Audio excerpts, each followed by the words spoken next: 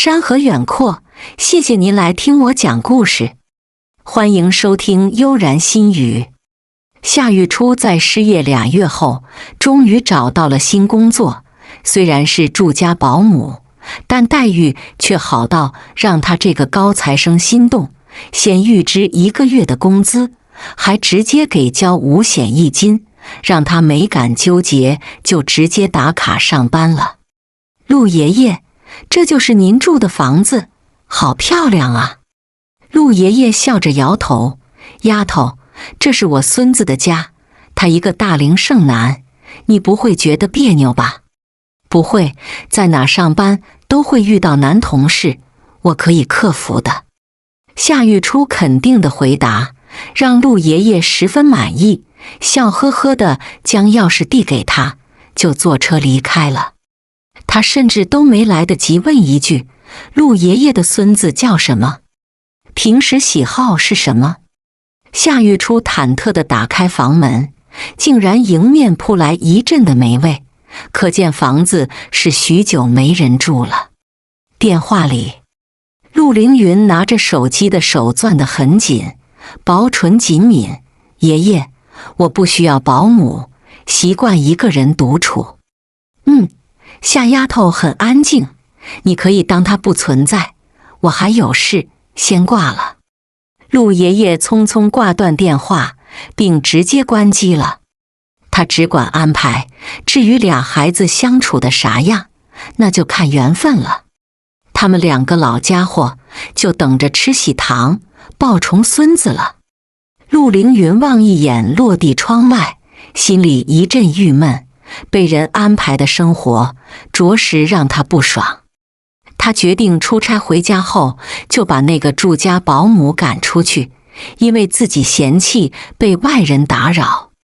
夏玉初在别墅住了1个月，整天晚起早睡，还有一冰箱的美食享受，重要的是不用看人脸色工作，这小日子过得那叫一个贼幸福。他正在哼着歌拖地，一个人猛地推门进来了，吓得夏玉初连着倒退了几步。你谁呀？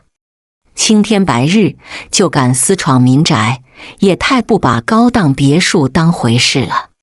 我是谁？陆老爷子没跟你说，他孙子不喜欢被人打扰。陆凌云冷眼打量着他，瘦不拉几，平平无奇的长相，唯一可以入眼的就剩皮肤白皙了，就这姿色还敢穿芭比粉的裙子，真是高看自己的颜值了。陆先生，你回来了。他笑着打招呼。怎么，不希望回来？还是希望我永远别回来？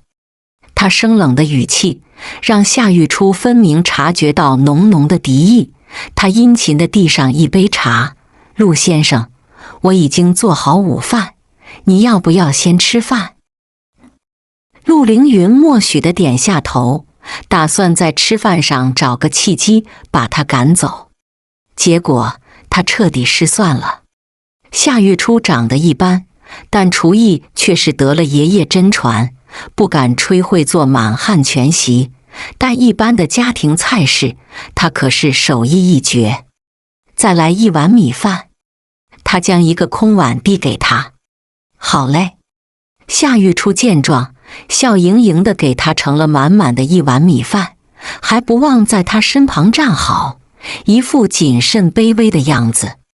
被注视良久，陆凌云轻咳一声，你去忙自己的事，不用守着我。还有，我不喜欢吃鱼，以后尽量避免家里有鱼腥味。陆先生，没有鱼腥味的鱼可以吗？他试探地问。见他不搭理自己，夏玉初只能闷闷地上楼了，心想这个陆先生并不比陆爷爷可爱，甚至还有些无趣。晚饭后，夏玉初早早地洗漱上床了，就收到一个好友申请。他秉持着不乱加好友的底线，直接无视，继续玩他的游戏。为什么拒绝加我？卧室门被推开了，陆凌云冷着脸追问。我不知道是你，陆先生，你不是不喜欢被打扰？陆凌云微顿，所以才要加好友，方便不见面就能使唤你。哦，被明晃晃的嫌弃，夏玉初小脸耷拉着，不情愿地通过好友申请。再抬头时，他人已经消失在走廊尽头了。不得不说，他真是一个孤僻的老男人。深更半夜，夏玉初闭眼躺在床上，人刚贴上枕头，就被一脚给踹下床。他定睛望向床中央，就见铁青着脸的陆凌云，正一脸嫌弃地瞪着他。你干嘛踹我？他委屈地问。梦游而已，就是他走错了房间，他至于这么暴躁吗？一个女人摸上男人的床，你觉得不可耻吗？他本就睡眠浅，又被他这么一闹，估计后半夜也就不用睡了，去做宵夜，我饿了。陆先生，我现在屁股疼，没力气给你做宵夜，而且陆爷爷只让我负责1日3餐，没说要伺候你吃宵夜。他不悦地对他。陆凌云赤脚下床开灯，才缓慢靠近着他，用指尖掐住尖下巴。我今天只吃了2餐饭，不吃宵夜，难道让我吃你吗？我马上去。夏玉初忙不迭地逃下楼了。两人同一屋檐的第一天，可谓惊心动魄。夏玉初若不是看在高薪又高待遇的份上，真想抬屁股走人了。之后的连着几天，陆凌云都是锁门睡觉，才让他免于被打扰，精神状况也改善许多。只是在自己家锁门睡觉，他觉得算一奇葩了。梦游不可怕，随便上男人床的梦游女人就有点恐怖，让他不得不防。陆先生，今天的饭口味还满意吗？他笑盈盈地问。有话就说。他没好气地说。夏玉初憨憨一笑。陆先生，刚才陆爷爷打来电话，说是让你给我发工资，今天正好是发工资日。最怕空气突然安静。陆凌云抿嘴冷笑一声。据我所知，你才上班1个月，爷爷不是已经给你发过工资，下个月的这一天再说吧。预支工资，想天上掉馅饼不成？夏玉初没有走的打算，他轻咳一声，将劳动合同递给他看，上面明白白的写着，每月都是先发工资再干活，如有违反规定，陆凌云需要支付半年的工资补偿。简直就是霸王条款。夏玉初，你确定不是老爷子的私生女？他狐疑地问。他气鼓鼓地瞪他一眼。陆先生，请你注意措辞，不要为了几个钱就怀疑你亲爷爷的人品。我可是有爷爷的，才不稀罕乱认亲戚。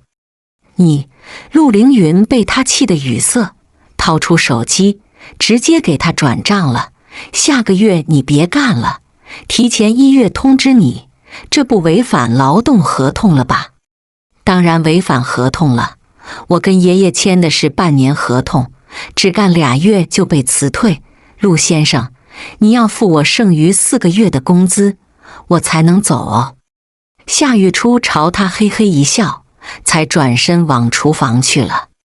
陆凌云吃瘪的一摔手机，他一个大老板，竟然斗不过一个小保姆，若不是觉得他还有点用，真想一脚踹飞他。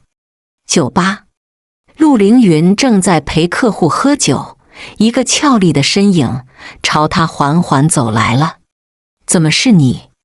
他望着肤白貌美的前任，只觉得极为讽刺。说好的再不相见，他又贴上来，算怎么回事？阿云，我们许久不见，你还是一点没变，心口不一，让我都觉得心疼了。女人挨他坐下来，一旁的客户见状就开始起哄起来，让他们喝交杯酒，陆凌云自然一口拒绝，玩不起只能自认惩罚，连喝了7杯酒，俊逸的脸庞瞬间绯红了。阿云，我送你回家吧。孙静南，你少装深情，是不是在外面混不下去了，才想着来吃回头草？你以为谁都跟你一样，剩饭剩菜都能往嘴里塞？陆凌云一把推开他，踉跄着走出酒吧，坐上了一辆出租车。许久过后，厌烦的心才安静下来。他并非不能接受与前任分手还是朋友，但孙静南当初的所作所为已经让他颜面尽失，好不容易熬过了3年，他怎可能再跟他有一丝一毫的牵扯，就是纯自己找虐了。陆先生，你喝多了。夏玉初打开门，就见浑身酒气的陆凌云，脸色有些难看，见他支撑不稳，忙伸手缠住胳膊，两人踉跄着回卧室了。帮我锁门。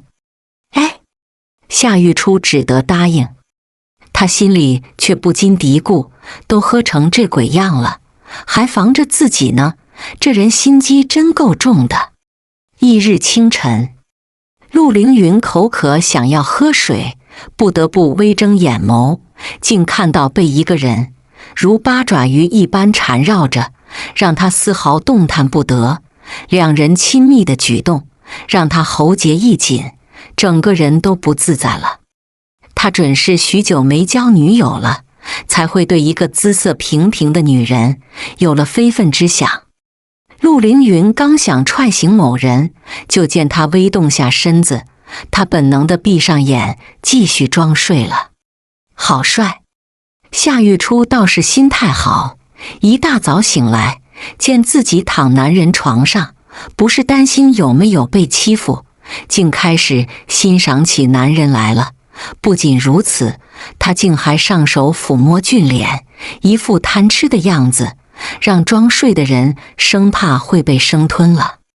就是脾气又臭又硬，不然也不会30大几了，还是个单身汉，白瞎这一身的腱子肉了。他一脸嫌弃地摇摇头，趁某人还在睡觉，猫着步下床，逃离罪恶的现场，竟被一个小保姆给嫌弃了。陆凌云心里起了捉弄他的心思，有仇不报非君子，他可不想当个小人。我要吃现包小馄饨。夏玉初看着微信信息，再瞅一眼笼屉上的包子，气得咬牙切齿了。不仅脾气不好，还爱折腾人。他诅咒他一辈子娶不到老婆，就算勉强有人肯嫁，也要是个能折腾人的小魔人精。陆先生，你钦点的现包小馄饨，不错。陆凌云微点头，慢条斯理地品尝着，嘴角闪过一丝笑。看他吃瘪的样子，让他心里极爽，还有一丝的微微抽动，竟猜不出是何感觉了。大抵是被他厨艺折服了吧。某日早饭过后，我要出差一段时间，帮我把行李收拾好。下午我来取。陆凌云喝口冰美式，才悠悠地说：好的，陆先生。夏玉初嘴角上扬，一副难掩的喜悦，让陆凌云眉头一皱。我最近胃口不好，你不如陪我一起出差。他提高声音的提议。啊！夏玉初真想暴揍某人一顿，但看他投来的目光，只能堆满笑脸地说：好的，陆先生。本以为可以放松个把月，这下好了，被抓壮丁一起带走，无非是生怕他挣一分便宜工资。你不太乐意？临出门前见他郁郁寡欢的样子，陆凌云调侃地问。夏玉初忙摇头：哪有，能带薪旅游，我不要太兴奋。陆先生真的是最有心的雇主了。知道就好。他眉头一挑，嘴角勾起一丝笑地出门了。与他斗嘴的时候，倒是一种奇特的放松，让他每天繁琐的工作都变得有意思了。不仅如此，他似乎习惯了他的打扰。飞机刚一落地，陆凌云就忙着去应酬酒会，而夏玉初为了混顿晚饭，死缠烂打也跟着去了。进去别吃相太丢人，不然别说认识我。他压低声音提醒：陆先生，这里真奢华。夏玉初一脸惊艳地打量着酒会现场，不禁惊叹有钱人的生活是一般人根本想象不来的，真是又羡慕又嫉妒。你还真是没见过世面，以后跟你陆先生混，让你享尽人间富贵。陆凌云嘴角的笑意在看到某人后瞬间就变得阴冷了。跟我去个地方。就这样，夏玉初被带去附近的服装店，一番打扮后，一个白皙漂亮的女孩拘谨地出现在他面前，着实让人眼前一亮，让他那颗冰冷的心不经意地抽动一下，仿佛被突然的撞击到，说不出的微妙感觉。他竟有一刹那觉得夏玉初很美。走吧。陆凌云说一声后就自顾自出门，丝毫不做任何评论，就让夏玉初心里忐忑不安。陆先生，我是不是穿紧身裙很奇怪？他敷衍地说。陆先生，我就是混饭吃的，没必要送我这么贵的衣服，但我还是谢谢你。他想到能够折现，心里顿时美滋滋的。陆凌云停住脚步，谁说送你的，要从你下月工资里扣，不过你要是不想自己付钱，也不是不可能，除非，您说。夏玉初殷勤地为他打开一瓶水，双手捧着递到他手心里了。就问这服务态度，谁看了不迷糊？陆凌云用指尖撩开他额头的乱发，假扮我的女朋友，好让无良前任死心。我若是拒绝呢？他笑着凑近，只想给自己加码，谁料陆凌云低头吻上了粉唇，虽只是蜻蜓点水的一吻，让夏玉初直接呆在原地了，而身旁的孙静南却是气得牙根痒痒。阿云，你从哪找的新女友？给我介绍一下呀。他那看人的眼神都透着敌意。亲爱的，他是第几个求爱者了？夏玉初用手腕上他的胳膊，有些鄙夷地望着他。既然是情敌，那就互相伤害呗。亲爱的，不管我被多少人倒追，我心里最爱的只有你。陆凌云一个力度将他抱得更紧了，四目对视，在旁人看来都是情深切切。孙静南已经输了，但他哪肯放弃，直接走到两人面前，笑吟吟地说：阿云，你找的新女友连吊牌都没舍得捡，我来帮她吧。说着，他就要去扯衣服上的吊牌，陆凌云一个转身，将怀里人护在身后了。孙静南，你若敢动他分毫，我不会放过你的。他是真怕夏玉初会被误伤。你竟敢威胁我！他孙家也算是市里的有钱人，为了一个臭丫头，竟敢当众警告自己，看来是彻底不顾昔日的情分了。是你自找的，初初，我们走了。陆凌云挽上他的纤腰，两人相依偎着往酒会的中央走去了。陆先生，我要加钱。刚才可是他的初吻，也没说要实战，夏玉初只觉得吃亏上当了。好。他声音冷淡，拿起一旁的红酒，为了压制心里的无名燥热，猛喝了一大口。陆先生，你不会还忘不掉前女友吧？陆凌云微顿片刻，才挑眉地说：是又如何？不是又如何？刚才不会是你初吻吧？我去下洗手间，觉得嘴脏死了。夏玉初不想回答，就借故嫌弃离开了。等他再回来时，哪还有陆凌云的身影？怕再走散了，他只能在原地等了。夏玉初拿一杯橙汁，边喝边望着人群，总觉得与这里格格不入，无聊的厉害。在等人。贺延恒已经观察他许久，才鼓起勇气来打招呼。是啊。夏玉初眼见是帅哥打招呼，嘴角微微上扬，甜美的笑让他更楚楚动人了。我是来这里出差，很高兴认识你。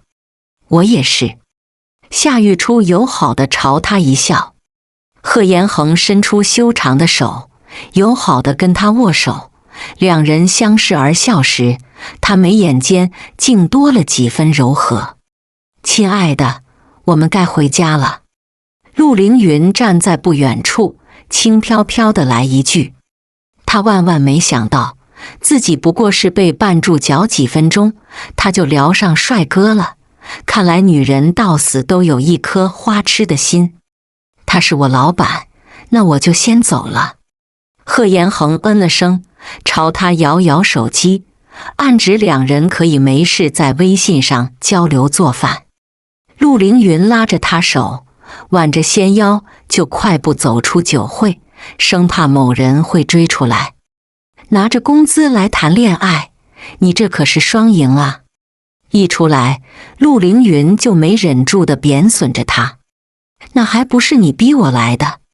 夏玉初笑呵呵地对他，低头翻着手机，似乎与某人聊得很投机。上车。陆凌云冷着脸先上车，而他想要去副驾驶，却被他伸手拽进了后座，力度过大，夏玉初的手腕显出一道淤青了。疼吗？他抱歉地低声问。你说呢，陆先生，要不是为了等你，我也不至于会被人搭讪，现在你又指责我，好没道理啊。夏玉初眼眶微红地瞪他一眼，他是老板，自己是陪他来出差，但交个朋友也不过分吧？更何况人家贺延恒说话温柔，还十分稳重体贴，比他不知要强100倍。对不起，我接受你的道歉，但加钱的事我要立刻兑现。夏玉初朝他伸出小手，笑呵呵的样子让他心都跟着乱了。回到酒店里，陆凌云洗完澡换一身居家服，才慵懒地坐在餐桌旁，吃着他刚做的清汤鸡丝面，一脸的享受。但看到他抱着手机傻笑，就没头没脑地来一句：夏玉初，别怪我没提醒你，男人之所以接近你，与你的穿衣打扮也有关。特指他昨晚穿名牌这回事，才有了后来的艳星好玉。陆先生，我对别的男人有好感，不爱搭理你，你不会觉得丢脸了吧？他托着腮笑呵呵地问。说什么鬼话？我只是想告诉你一个事实，就你长得平常无奇的样子，昨晚的男人不会真的喜欢你。说是不介意，他话里却句句是醋意，这才发现在不经意间，自己已经对他有了一丝的心动。陆先生，这就不劳你费心了。夏玉初怕再被絮叨，拿着手机直接回房间了。你是上过我床的女人，对我客气点。他站在门外低吼，门被猛地打开了。夏玉初迷人的一笑，要不我娶你呀，真是莫名其妙。不等他反驳，门在他眼前又关上了。他躲在门后，小脸红彤彤的发烫，因为刚才的角度正好能看到厚实的胸肌，让他瞬间就心乱如麻了。该不会是自己喜欢上陆凌云了吧？夏玉初很快就自我否定了，他刚才一定是脑子卡壳，才会有这么奇怪的想法。为了让自己心静下来，他忙跑去浴室洗冷水澡了。几天后的清晨，他正在收拾衣服，一个电话打进来了。喂，哪位？是我，贺延恒。嗨嗨。他有气无力地说话，让夏玉初发现端倪。你不会生病了吧？昨晚去游泳，今早醒来就这样了。夏玉初，你能来给我送感冒药吗？可是这马上就要到中午了，他怕陆凌云万一突然回来吃饭，发现自己不在，他又该发飙了。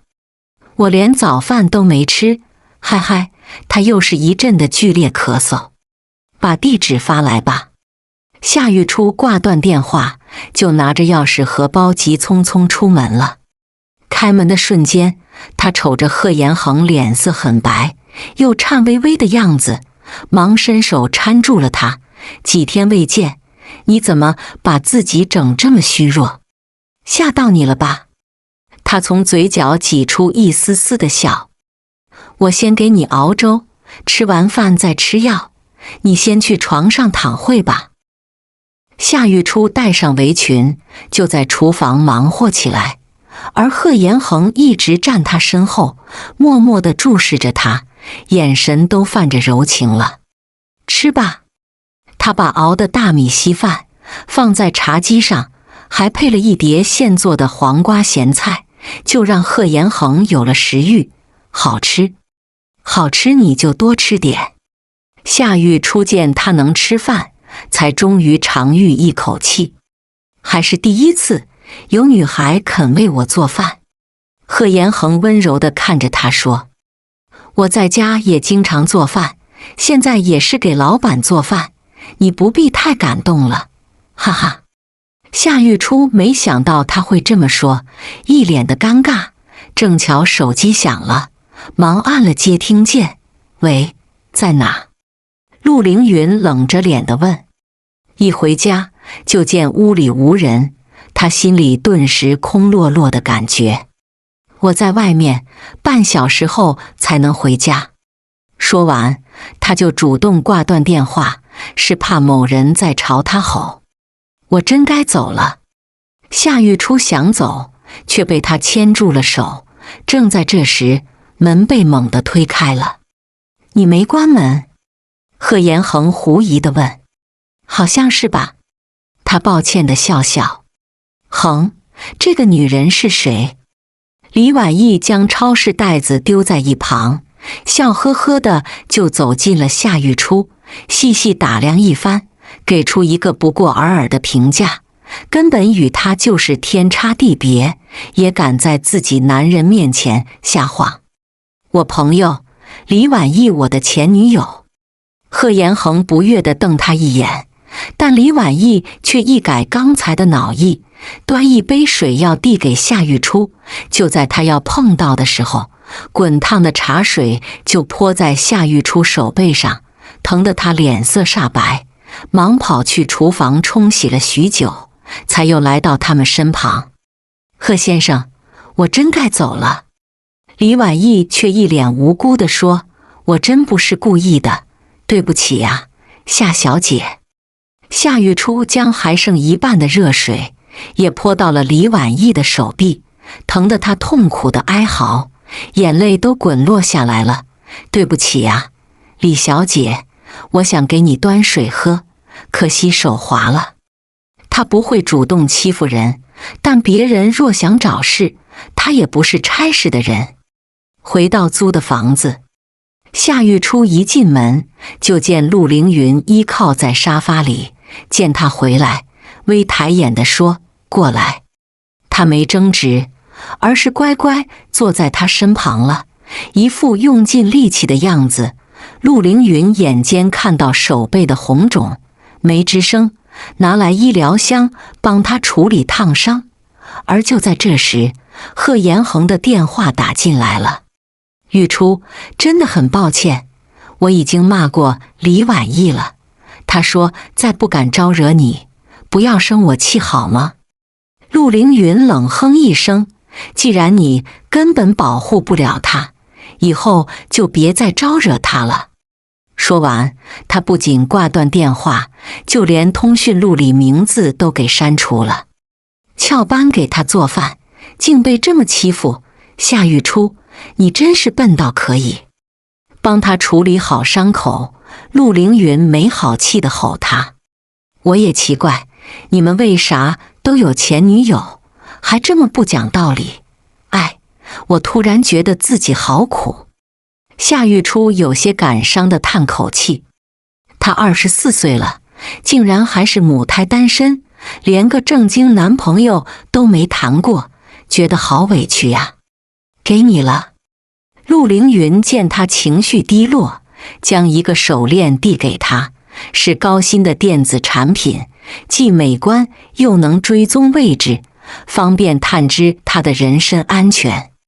这么贴心，陆先生，你不会想追我吧？夏玉初把玩着手链，手指碰触的地方竟然有指纹识别功能，还发出嗡嗡的声音。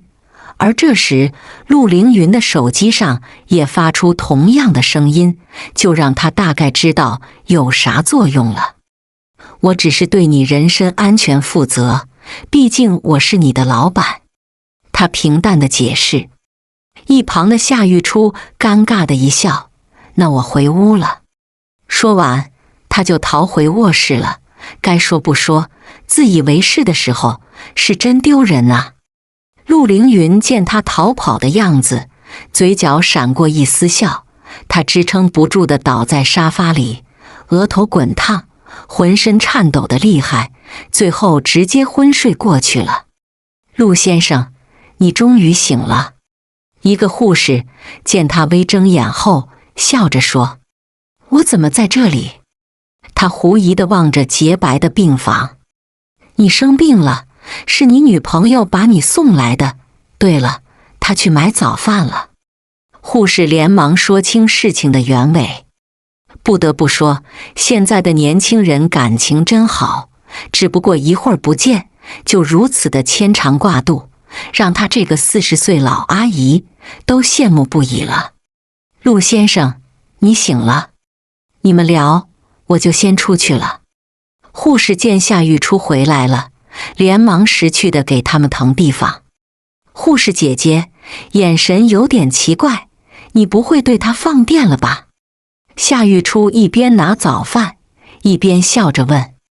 陆凌云很反常的没有吼人，而是笑望着他。夏玉初，在你心中，我是不是特差劲的男人，又凶又爱吼人，还是个没人要的老男人？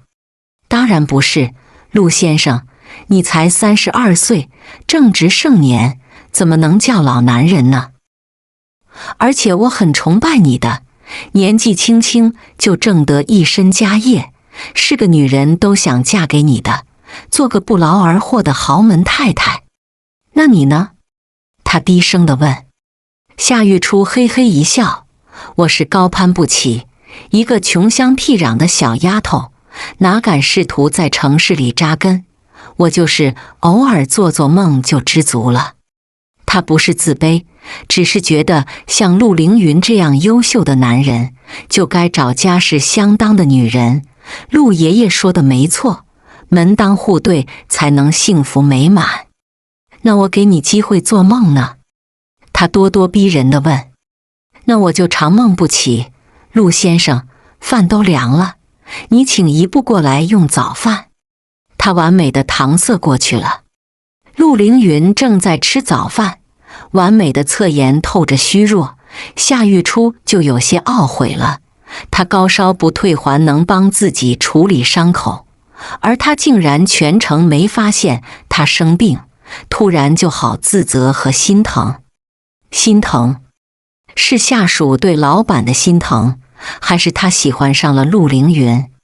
夏玉初真的有点犯迷糊了。陆凌云在医院待2天，便可以出院了。他没有着急去工作，而是约夏玉初在附近的沙滩见面。他这是想表白心迹了。夏玉初刚到沙滩上，就接到了贺延恒的电话，没想到他也在这附近，正想拒绝去碰面，就看着他朝自己招手了。玉初，我喜欢你，你能做我女朋友吗？贺延恒手拿一捧鲜花，痴痴地表白。他坚信，一个温柔善良的女孩一定是个好女友、好妻子，也会是孩子们的好妈妈。贺先生，这太突然了。他在听到表白后，竟不是惊喜，相反有些抵触。爱与不爱就是这么明显。你喜欢陆凌云？夏玉初竟语塞了。这个问题他也在纠结，好吧，至于爱或不爱，自己也是分不清了。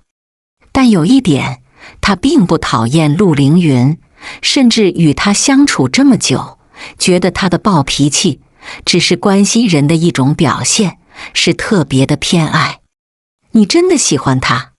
贺延恒气到发抖，他伸手拉住他的手，夏玉初想要挣脱。贺先生，有话好好说，你先松开手。相较之下，他对于陆凌云的亲密接触没这么大反感，难道这就是喜欢与否的差别？我哪点比他差？他有钱，我也不穷，而且我比他更专一。玉初，你能给我一个追求你的机会吗？贺延恒还是第一次如此卑微的求爱，但他并不后悔，因为夏玉初是他发誓想得到的女人。放开他！陆凌云扯开他的手，抬手就朝脸打去了，手起落下，贺延恒脸颊明显有5个手指印了。贺延恒，我有警告过你，不要招惹夏玉初，你觉得自己有钱就能配得上他？陆凌云将他人护在身后，冷冷地凝视着自诩优秀的某人，能用钱来衡量的爱太浅薄了。我配不上他，那你呢？两人势均力敌，都一副不甘示弱的架势。夏玉初眼见事态不妙，忙开口说：陆先生，你不是有事要跟我说，我们去那边吧。陆凌云笑着点头，任由他拉着自己离开。然而贺延恒并不打算放手，因为他清楚这次分别后，自己跟夏玉初就再无机会了。敢不敢跟我单挑？不要。夏玉初朝他摇摇头，陆凌云安抚的一笑，放心，我不会输。夏玉初站在不远处，心里紧张到要窒息，他无力阻拦，只希望是一场有益的 PK， 两人都别再受伤了。几个回合打下来，两人身上都挂彩了，尤其陆凌云的脸颊、嘴角被打到淤青一片，看着就生疼。我退出了。贺延恒一脸释然的朝他一笑，倒在沙滩上，竟有种飘飘然的感觉，许是脑袋被打晕乎的缘故。那我们或许能成为朋友。陆凌云瘫坐在地上，也朝他嘿嘿一笑。两个大男人为一个女孩大打出手，到底算不上勇敢，只能说是够傻的了。谁要跟你做朋友？若是哪天你们分手了，我还是会追玉初，咱俩最多算暂时休战。贺延恒踉跄着起身，来到夏玉初面前。陆凌云是个好男人，他值得你选择他。他被整蒙圈了，傻傻地愣在原地。夏玉初，哪天你想跟他分手了，我会在原地一直等你。贺延恒拍一下他肩膀，笑着离开沙滩了。但在背过身的瞬间，他嘴角闪过一丝苦笑。放弃喜欢的女孩，自己也是会痛苦的。回到住处，陆凌云忍着痛让他处理嘴角的伤口，深邃的眼睛专注地盯着他，让夏玉初有些羞涩了，开口打断了他：陆先生，你没必要这么激动，贺延恒只是在跟我说话。我喜欢你。他一脸痴情地说。夏玉初被他整得更脸红了，想要起身，却被牵住小手。你喜欢我吗？他低沉地问。我能喜欢你吗？他在刚才已经确定自己是喜欢陆凌云的，但就在刚刚，陆爷爷发来信息，说是要安排女孩来跟陆凌云见面，还说他们是大学同学，一定能够互有好感，让他帮忙准备丰盛的晚餐，便于他们增进感情。为何不能？我又不是蛇虫猛兽，让你避而不及。夏玉初，我们相处这么久，你不会对我一点感觉没有吧？他失落地问。夏玉初掰着手指头，才不过3个月，哪有很久？3个月足够可以了解一个人是否可以跟你谈恋爱。陆凌云牵住他的手，柔声地说：原来你只想跟我谈恋爱，不以结婚为目的的交往，就是耍流星号忙。夏玉初无奈地摇摇头。那我们现在去领证，先婚后爱，这总可以表示我的真心了吧？夏玉初有些感动了，但还是摇头。陆先生，恐怕由不得你。刚才陆爷爷告诉我，有个女孩已经在来这的路上，据说是你的大学同学，你还曾对她有过好感呢。朝三暮四，不会是你的特长吧？陆凌云低头吻上她的粉唇，深情地拥吻许久，才不舍得松开她。夏玉初，我就问你要不要跟我在一起？我想，但陆爷爷那里……他为难地叹口气。陆凌云笑着将他下巴托起。那你是喜欢我了？虽然后知后觉，但我确实对你感觉与旁人都不同，这就算喜欢吧。他这也是第一次喜欢男人，搞不清楚也是情理之中，哪里像陆凌云单刀直入，只为将他拐回家。见他兴奋的样子，夏玉初不禁要给他泼冷水。陆先生，叫我阿云。他听不惯陆先生这3个字了。阿云，陆爷爷那边该怎么办？他还签了一份补充协议，若是爱上老板，就要离开这里。我带你去见他。陆凌云放下手边重要工作，开车带他直接回了陆家老宅。一进门，夏玉初就见他爷爷在喝茶，还与陆爷爷有说有笑，就让他一脸懵了。傻丫头，臭小子，愣着干嘛？还不快过来坐！陆爷爷朝他们招手，两人挨着坐他们对面了。爷爷，你跟陆爷爷认识？夏玉初终于找回声音了。不仅认识，还是多年的好朋友。这次你能来做保姆，就是我偷偷给你陆爷爷的电话。交往了3个月，你们俩觉得还合适吗？陆凌云一听这话，心里就知道个大概，原来2个老爷子在想着包办婚姻。不过这一次，他却想欣然接受。不得不说，长辈安排的果然是真香。爷爷，什么合不合适？